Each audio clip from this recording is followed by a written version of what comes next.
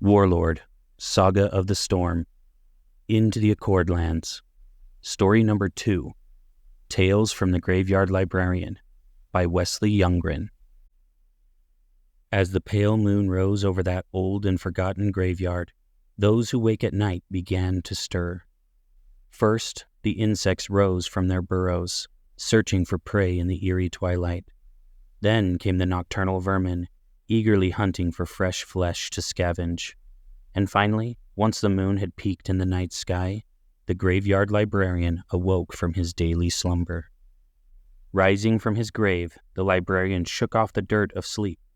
He plucked the newly formed cobwebs from his jaw and then removed the worms and bugs that had made home in his abandoned eye socket.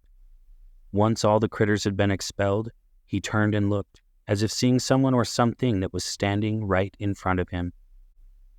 He cleared what was left of his throat, and with a raspy and decrepit voice began to speak. "Well, hello there, visitor. Wait, is that you, an adventurer of old? Yes, I do think it is. Oh, it is so very, very nice to see you have returned. It has been so long since you visited these lands, I was afraid you'd forgotten your way. But you hadn't, had you? You were just off on some other adventure, I see. Ah, I see you've grown, too. You look older now, and hopefully a bit wiser than before," he said with a playful tone. The librarian paused, waiting for a response that could never come. "Where are my manners?" the librarian said with some disappointment in his own etiquette. "I welcome you to my humble abode, the great graveyard of White Keep.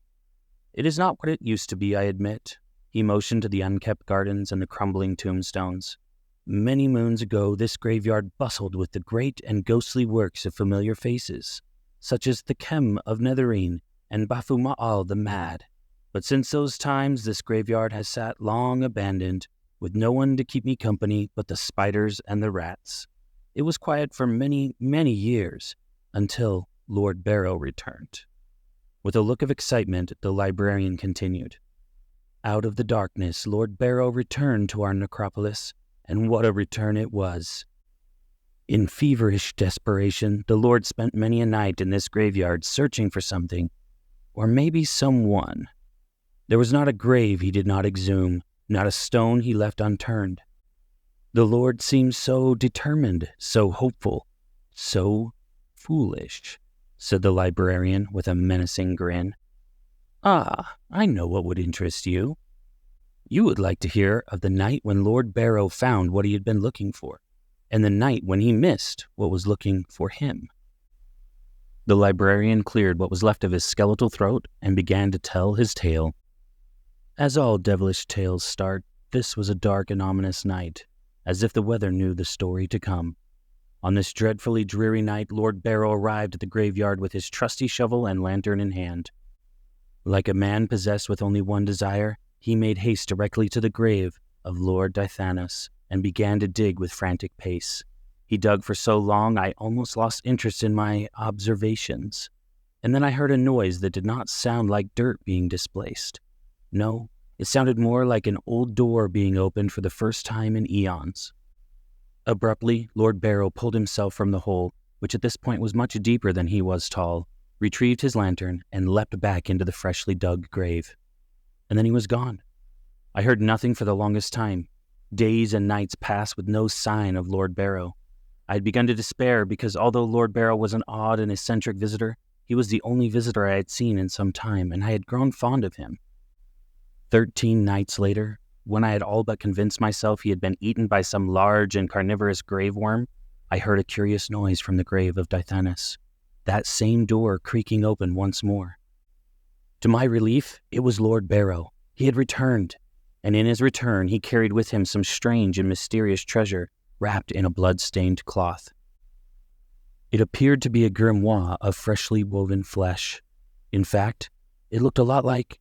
Wait, that isn't the interesting part. Sorry, I'm getting carried away in reckless speculation," the librarian said with a cat-like grin. "The interesting part is what happened after Lord Barrow returned. As I was saying, Lord Barrow returned, but his demeanor had changed. That air of hopeful desperation had been replaced by victory, and if my senses did not fail me, a tinge of fear that he had gone too far in his search. Almost as soon as he re-emerged, he was off, nearly sprinting towards White Keep. He was in such a hurry, such a reckless hurry, so much so that he did not see what happened next. From out of the same hole from which he had just returned, another emerged. Out of the pit crept a gaunt, pale shadow, draped in an aura of dread. Whatever this creature was, it struck fear in the heart of this old librarian, a feat not many have ever done. It quickly looked around as if making sure nobody was watching, like a prisoner ensuring the guards were truly gone. Then, as quickly as this thing emerged, it was gone, quickly fleeing into the dark woods of Dithanis. Since that night, I have often wondered what that hideous creature was, where it went, and if it would return. I mustn't forget to tell Jonah of this story. He always enjoys the tales of the graveyard librarian. The librarian paused, as if lost in his own thoughts. "Ah, well, look at the time," he said, glancing at the red moon hanging low in the sky. "I must be back to my duties. They need to be finished before that pesky sun rises again. But please do come back another time. I would love to tell you some more of my tales, about the rat that worships the blood moon, or the elf spiders that can see the future. But alas, there's not enough time in the night." And with that note, the graveyard librarian bid adieu and sauntered off, returning to what remained of his decrepit and overgrown necropolis. Thank you for listening.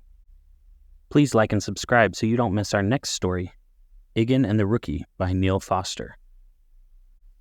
Also, if you missed story number 1, Underworld Ranging by Graham Moyer, you can use the links to get caught up.